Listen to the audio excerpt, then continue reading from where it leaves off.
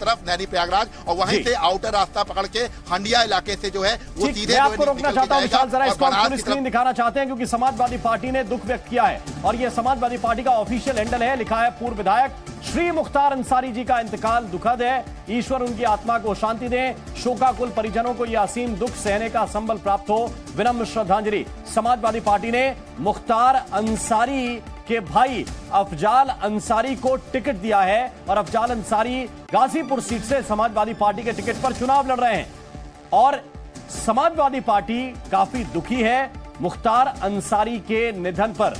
Samajwadi party ने अपना दुख व्यक्त किया है ट्विटर पर। जैसे ये जानकारी समाजवादी पार्टी को हुई कि मुख्तार अंसारी की मौत हो गई है, फौरन समाजवादी पार्टी ने ट्वीट कर दुख व्यक्त किया और लिखा कि ईश्वर उनकी आत्मा को शांति दे, शोकाकुल परिजनों को यह असीम दुख सहने का संबल प्राप्त हो, विनम्र श्रद्धांजलि। यानी श्रद्धांजलि अर्पित की है समाजवादी पार्टी ने मुख्तार अंसारी के निधन के बाद। और हम एक एक डिटेल आप तक पहुंचा रहे हैं, ये भी आपको बता रहे हैं। जरा ये भी बताइए विशाल, क्या ये समय भी निर्धारित हुआ या पोस्टमार्टम के तुरंत बाद डेड बॉडी को यहां से रवाना कर दिया जाएगा? देखिए, बिल्कुल पोस्टमार्टम के तुरंत बाद जो है डेड बॉडी को रवाना कर दिया जाएगा। करीब ये माना जा रहा है कि 2 से ढाई घंटे का ये पूरा पोस्टमार्टम होगा। 3 जो है डॉक्टर्स की जो टीम है, जो पैनल है डॉक्टर्स का, वो मौजूद रहेगा पोस्टमार्टम में। इसके साथ साथ परिवार के सदस्य अफजाल अंसारी को अंदर रहने की इजाजत रहेगी। इसके साथ साथ अफजाल जो मुख्तार का बेटा है वो भी अंदर रहेगा। 2 लोग को, परिवार के सदस्य को अंदर रहने की इजाजत दे दी गई है। कुल 5 लोग अंदर मौजूद रहेंगे, पोस्टमार्टम करने वाले होंगे और पोस्टमार्टम करते वक्त एक वीडियो जो कैमरा है वो बाकायदा रिकॉर्डिंग करेगा। इसके साथ साथ वहां पर जो मजिस्ट्रेट है वो मौजूद रहेंगे, डॉक्टर्स के जो पूरा हेड है वो मौजूद रहेंगे। इसके साथ साथ जो पंचनामा बनने के लिए जो अधिकारी है वो मौजूद रहेंगे। तो कुल 8 लोग पोस्टमार्टम हाउस में रहेंगे। ये भी जानकारी मैं आपको देता हूं कि 8 लोग पोस्टमार्टम हाउस के अंदर रहेंगे, जिसमें 2 परिवार के लोग रहेंगे, अफजाल और मुख्तार का बेटा उमर, ये लोग अंदर रहेंगे परिवार की तरफ से। बाकी 3 डॉक्टर्स का पैनल रहेगा, एक फोटोग्राफर रहेगा जो बाकायदा वीडियो बनाएगा, जो वीडियो जर्नलिस्ट होगा वो जो है बाकायदा उसको पूरा कवर करेगा, उसको पूरा बनाएगा। उसकी 2 सीडी बनाई जाएगी। एक सीडी जो है बाकायदा परिवार वालों को भी जो है कोर्ट में आमंत्रण कराने के बाद, कोर्ट में जो है सबमिट करने के बाद परिवार वालों को भी दी जाएगी, ताकि परिवार वाले भी निश्चिंत हो सके कि उनको पोस्टमार्टम की जो सीडी है वो दी जाएगी। इसके साथ साथ आपको बता दें कि इसको गवाह के तौर पर भी वहां पर 2 लोग को बाद में बुलाया जाएगा, गवाह के तौर पर भी साइन करवाया जाएगा और परिवार के लोग को भी गवाही जो है दिलवाई जाए कि आपके आंखों के सामने ये पूरा पोस्टमार्टम हुआ है। कल को ठीक है, तो ये पूरी औपचारिक प्रक्रिया है जो विशाल रघुवंशी इस वक्त आपको समझा रहे हैं। विशाल आपको समझा रहे हैं कि प्रक्रिया क्या होगी, लेकिन जरा ये 2 तस्वीरें इस वक्त आप देखिए। यूपी में जो बड़े गैंगस्टर थे, जिनकी तूती बोलती थी, जो बड़े माफिया थे, जिनसे लोग डरते थे, जिनका खौफ था, वो दोनों नहीं रहे। एक तो अतीक अहमद की तस्वीर आप देख रहे हैं, मर्डर हुआ था अतीक अहमद का और अब मुख्तार अंसारी की मौत हुई है। जानकारी डॉक्टर्स की तरफ से यह दी गई है कि कार्डियक अरेस्ट हुआ है, दिल का दौरा पड़ा था। उसके बाद मुख्तार अंसारी को अस्पताल लाया गया, जहां पर उन्हें बचाने की काफी कोशिश की गई मुख्तार अंसारी को, लेकिन मुख्तार अंसारी को बचाया नहीं जा सका। यह डॉक्टर्स ने अपने ऑफिशियल मेडिकल बुलेटिन में लिखा है कि 8:25 पर मुख्तार अंसारी को लेकर आया गया और यहां पर डॉक्टर्स ने काफी कोशिश की कि मरीज की जान बचा ली जाए, लेकिन बचाया नहीं जा सका। अब मुख्तार के शव का पोस्टमार्टम किया जाएगा। बड़ी खबर इस वक्त विशाल ये दे रहे हैं कि पोस्टमार्टम में 8 डॉक्टर्स का पैनल रहेगा। इस वक्त की बड़ी जानकारी हम आपको दे रहे हैं, डॉक्टर्स का पैनल मौजूद रहेगा। परिवार के 2 सदस्य मौजूद रह सकते हैं, अफजाल अंसारी और मुख्तार अंसारी का बेटा इस दौरान मौजूद रह सकता है। वीडियोग्राफी की जो टीम होगी उनमें से एक वीडियोग्राफर को अंदर रहने की इजाजत होगी ताकि इस पूरे पोस्टमार्टम की वीडियोग्राफी कराई जाए और अदालत में इसको सबमिट किया जा सके। इस पोस्टमार्टम में डॉक्टरों का पैनल मौजूद रहेगा, परिवार के 2 सदस्य मौजूद रहेंगे, वीडियोग्राफर मौजूद रहेगा, क्योंकि वीडियोग्राफी जरूरी है। ऐसे मामलों में वीडियोग्राफी पोस्टमार्टम की जरूरी है और इसके लिए वीडियोग्राफर भी उसमें मौजूद रहेगा। विशाल रघुवंशी इस वक्त हमारे साथ मौजूद हैं। विशाल, जरा बताइए, क्योंकि ये पोस्टमार्टम की रिपोर्ट काफी महत्वपूर्ण होती है ऐसे मामलों में जबकि जेल में बंद कैदी की मौत हो, क्योंकि अभी मुख्तार अंसारी जिस वक्त बेहोशी की हालत में पुलिस को मिला, जेल के अंदर मिला और फिर उसको अस्पताल तक पहुंचाया गया। क्या क्या प्रक्रिया यहां से फॉलो करनी पड़ेगी विशाल?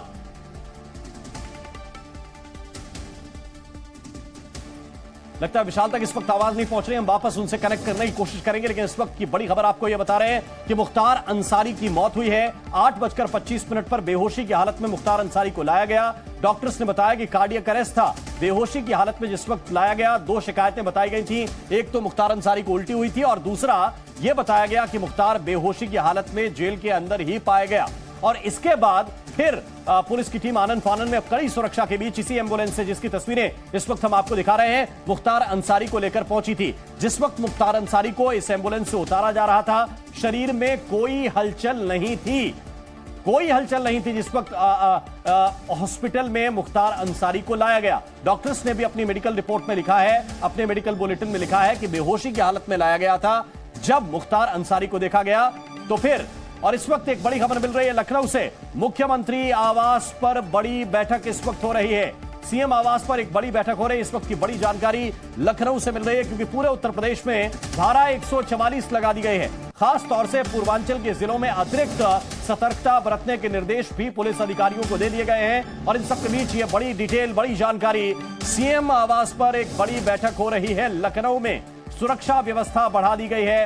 उत्तर प्रदेश में हर जगह डीजीपी प्रशांत कुमार इस बैठक में मौजूद हैं। एडीजी अमिताभ यश भी इस बैठक में मौजूद हैं। तो इस वक्त की बड़ी खबर आपको बता रहे हैं, सीएम आवास पर यह बड़ी बैठक हो रही है, जिसमें डीजीपी प्रशांत कुमार है उत्तर प्रदेश के, एडीजी अमिताभ यश भी इस बैठक में मौजूद हैं। और सुरक्षा व्यवस्था को लेकर, कानून व्यवस्था को लेकर बड़ी मंत्रणा हो रही है। इस वक्त ये जानकारी मिल रही है, क्योंकि मुख्तार अंसारी की मौत के बाद कहीं भी कानून व्यवस्था ना बिगड़े, कहीं भी भीड़ इकट्ठी ना हो, यह भी प्राथमिकता है। इसी तरह आपको याद होगा जब अतीक अहमद का केस हुआ था और अतीक अहमद का मर्डर हुआ था, गोली मारकर जान ली गई थी, उस वक्त भी अतिरिक्त सुरक्षा व्यवस्था लगाई गई थी ताकि किसी भी जगह से कोई अप्रिय घटना घटने की खबर ना आए। उत्तर प्रदेश में एक बार फिर से वही दोहराया जा रहा है। 144 धारा लागू कर दी गई है पूरे के पूरे उत्तर प्रदेश में, विशेष रूप से गाजीपुर, मऊ, बलिया, इसके साथ साथ चंदौली, प्रयागराज, बांदा, इन जगहों पर अतिरिक्त सुरक्षा